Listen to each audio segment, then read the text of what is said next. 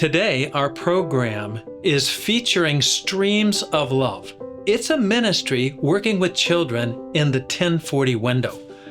And, why is the 1040 window such a place that we're concerned about today? Because over half of the world's population lives in the 1040 window. It's a region that contains the Muslim religion, it contains the Buddhist religion, it contains, just think of it, all these different religious groups, and over half of the world's population.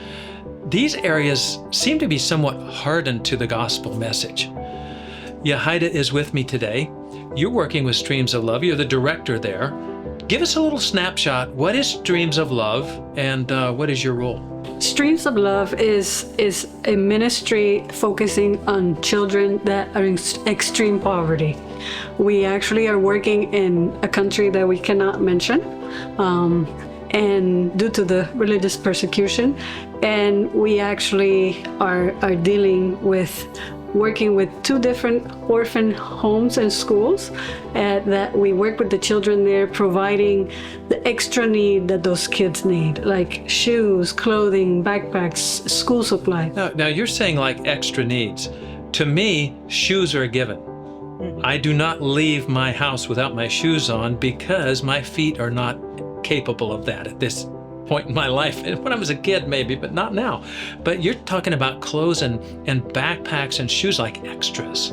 Mm-hmm. So what you're saying is these children, many of them are in such poverty, their families in such poverty, that they can't even afford the necessities, not the extras, but it's more the necessities of life. Oh, absolutely. Sometimes you find them with sewn sandals that are made out of different parts.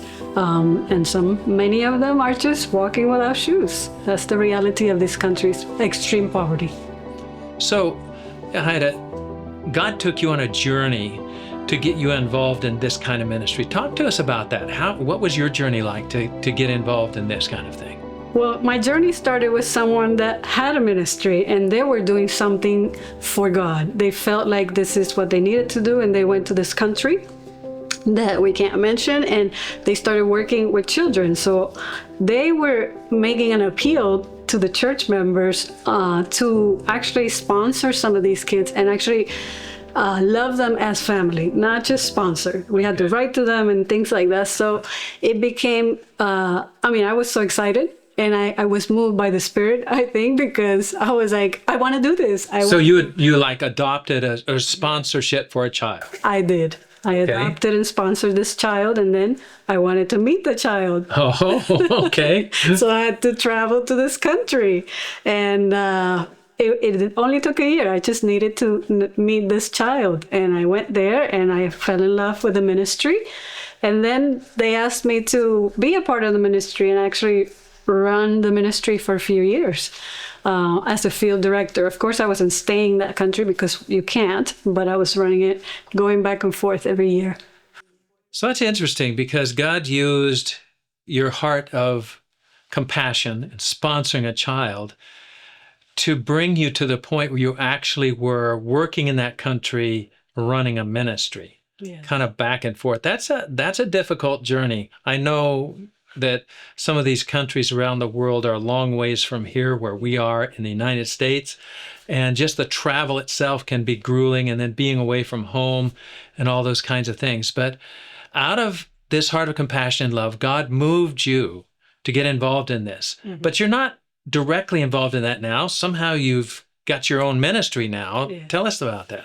Well, ministry basically came from the need to provide more. Like, we were doing, when I was in this ministry, it was all 100% volunteer. So everything that we gave to the kids, everything that we bought was from our pocket. So that became a little bit, financially straining. So this ministry came about because now people were offering to help us. And now we're under OCI, and I still go to this country and I still can help the children, but now in a broader way, because now I have people that can join me and help. And actually, I've been trying to convince people to come with me as well. Okay, so now you have a ministry and people are helping to sponsor you and these children now, meeting some of those basic needs. I know you call them extras, but I just want to think of them as really basic human needs. We should all be able to have a pair of shoes and some clothes. And you're back and forth still working in this country. Talk to us a little bit about now some of those orphanages there that you're assisting. Just kind of paint us a picture what that looks like. There's a lot of children that come from completely like broken homes. Most of them are in, the 1040 window has Hinduism and has all these kinds of religion, and so this country also. So they're not Christian. Many of them are not Christian. But when they come to these orphanages that have schools, they begin to learn about Christ.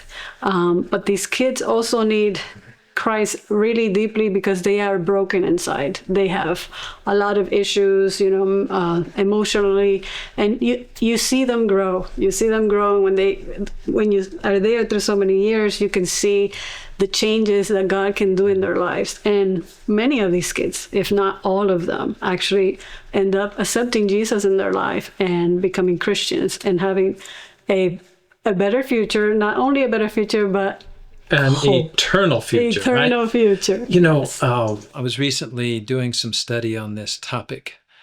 How valuable is just one of those children to God? And when you think about that each one of those children is of infinite value, then it kind of puts a perspective on it that this is not sacrifice. This is ministering as if those children were Jesus himself. Wow. So in these settings, I know you've been there, you've been back and forth. How many years now have you been involved in this? It's been about almost 9 years now. 9 years. Tell me the story maybe of someone over the years that you've seen their life was touched and transformed, and how did that impact you? Well, we have a lot of the kids, especially I can tell you about the child that we actually sponsored and actually adopted, because she actually, she's not ours per se, but she knows she's ours. She calls us mom and dad, and we call her our daughter. My daughters call her sister. So she has a family, and that has meant so much for her, because when she came to one of the schools in the orphanage, she didn't speak. She was unable to speak much to, especially adults. She was very quiet, very reserved. She was struggling in school, and she came from, her mom passed away when she was having her last baby. And thankfully the baby was okay, but she passed away. She was only 9 years old when she lost her mom. The dad abandoned 7 children, and he abandoned them. Just like left. He left. Wow. And nobody knew where he was, so she actually was taken by the grandma with 2 more, and all the other kids got just sent to uncles and places. Eventually, she got to the orphan home with 2 of her brothers. Okay. And her growth, amazingly, she's able to speak, she's able to smile, she's able to know that she has a family that loves her, and she speaks to us. Now, we had many years, we had silence, but we just kept giving her the love of Christ. And eventually she's now speaking and talking, and we communicate all the time. We FaceTime. So how old is she now? She's 20. 20? Yes. So what does her future look like now? Her future is bright because Jesus is in her life. Amen. Number one. Amen. And she has us to take her all the way to get the education she needs to get out of that cycle of poverty. That's amazing to see what God does with us poor broken human beings to help other human beings that are broken. And it sounds like in that situation there's a lot of children that have had to face things that many of us as adults have never even had to face. Yes. And that I'm sure has been challenging for them. So tell us a little bit about, you got involved in this kind of through helping to sponsor a child. One of the purposes of this program is to help inspire other people to think about what God may be calling them to do. So maybe there's somebody watching today that's in a similar situation. They're trying to think about what to do. Maybe you could just talk to them, share what you would share with them if they're just sitting in front of you and they ask you for advice. I would say that for me, it was very hard to go to another country that I didn't know the language. It was very difficult. I had to bathe with bucket water. But I tell you, when I got there, the Lord just filled me up with joy to do what He had called me to do, because it's the Spirit of God that will call you. And I say, God will ask us many times to do things that are very, very out of our comfort zone. And if you tell me that I had to go to the 1040 window, that was very out of my comfort zone coming from America. So I guarantee you that the joy and the just the pure joy that you're going to get from serving others, God says that, when you do that, you will receive joy. And I encourage anyone to ask God every day, how can I be involved? How can I be involved in ministry, and what it is that you have for me to do? Because God has something for everyone. God has something for each and every one of you. And if you ask God in prayer, He will show it to you. And be willing to come out of your comfort zone, be willing to go wherever He sends you, and be willing to do wherever He leads you. He has promised to lead us. He has promised to give us the Holy Spirit. And that's what I'm doing. As He tells me what to do, I try to follow His leading, and I hope that that is also your experience. Well, friends, today, Jahida has given us a challenge. What can we do as individuals? How can we engage in ministry? What is God leading us to do as individuals? Jahida, I know, though, that there's some needs that Streams of Love has as you look to the future. Maybe considering a sponsorship program to help some of these young people, even through further education or however God is leading in their life. Just maybe, what does that look like, and what are the needs? We have needs because the kids are coming out of the orphan schools, and they're on the air. They now they want to continue further education, which is actually how to break the cycle of poverty, with sending them to college. However, they don't have the funds. So the Lord has been impressing our ministry to make a sponsorship program so that we can help these kids coming out of the orphanages to be able to go to college and further their education. Well, friends, today maybe you're thinking about sponsoring a child. Streams of Love would be one way to do it. There's other ministries as well.